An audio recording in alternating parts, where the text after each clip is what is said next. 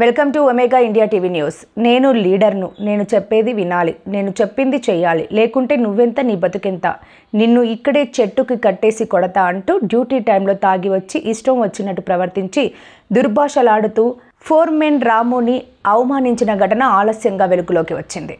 కథనంలోకి వస్తే బండారి క్రాంతి కిరణ్ అనే సింగరేణి ఉద్యోగి జనరల్ మజ్దూర్గా ALP APA Aryala language project గనిలో పనిచేస్తున్న హెచ్ఎంఎస్ యూనియన్లో బ్రాంచ్ సెక్రటరీగా పోస్టులో ఉన్నాడు. 2 వారాల క్రితం ఒక ప్లేడే రోజున నైట్ షిఫ్ట్ విధులు నిర్వహిస్తున్న ఫోర్మెన్ డిస్ట్రిబ్యూషన్ చేయుచుండగా వచ్చి కార్మికుల సమస్యల గురించి మాట్లాడుతా అన్నాడు. దాంతో సదరు ఫోర్మెన్ డిస్ట్రిబ్యూషన్ అయ్యాక మాట్లాడదాం అన్నాడు.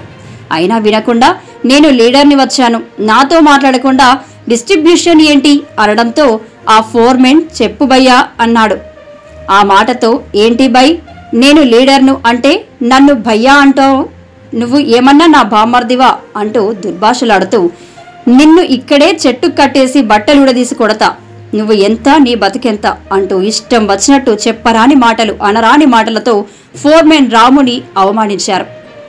ఈ సంఘటనపై గని యాజమాన్యం దృష్టికి తీసుకువెళ్లి ఫిర్యాదు చేయగా ఎటువంటి చర్య తీసుకోకపోగా మధ్యవర్తిత్వం చేసి కాంప్రమైజ్ కమ్మని సలహా ఇచ్చారు.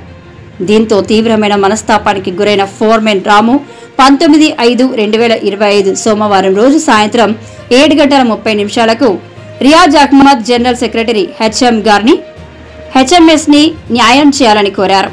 జరిగిన సంఘటన తెలుసుకొని ఈ ప్రవర్తనకు యూనియన్లో తావులేదని సత్వరమే విచారణ కమిటీ వేస్తామని, కమిటీ నివేదిక అందిన తర్వాత తగు చర్యలు తీసుకుంటామని హామీ ఇచ్చారు.